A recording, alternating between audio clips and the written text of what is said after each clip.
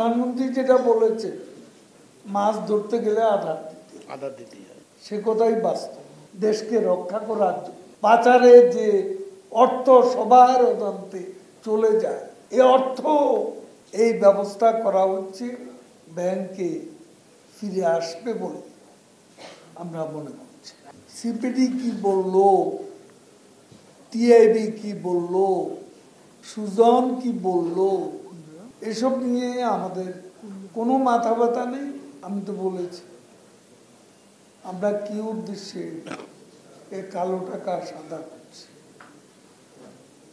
অপ্রদর্শিত অর্থ মূলধারা আনার ব্যবস্থা, ব্যাংকে আনার ব্যবস্থা করেছে। ব্যাংকে আসলে এখান থেকে ট্যাক্সেশনেরও সুবিধা আরো বাড়বে। কাজেই প্রধানমন্ত্রী যেটা বলেছে, মাছ ধরতে গেলে আধার দিতে হয়, সে কথাই বাস্তব। এখন সিপিডি কি বললো, টিআইবি কি বললো, সুজন কি বললো, এসব নিয়ে আমাদের কোনো মাথা ব্যথা নেই। ওরা সবাই বিএনপি সুরে সুর মিলিয়ে কথা বলে, কথার সাথে যাদের বাস্তবে কর্মকাণ্ডের কোনো মিল নেই।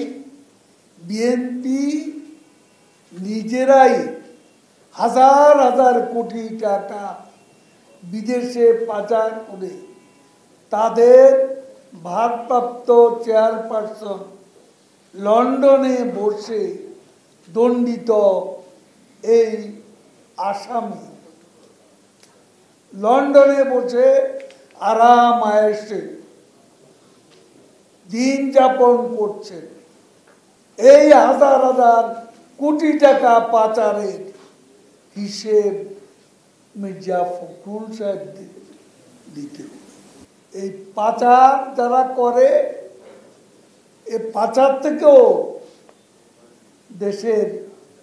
দেশকে রক্ষা করার জন্য পাচারে যে অর্থ সবার অজান্তে চলে যায়, এই অর্থ যখন এই ব্যবস্থা করা হচ্ছে তখন সেই অর্থ মূলধারা ব্যাংকে ফিরে আসবে বলে আমরা মনে করি।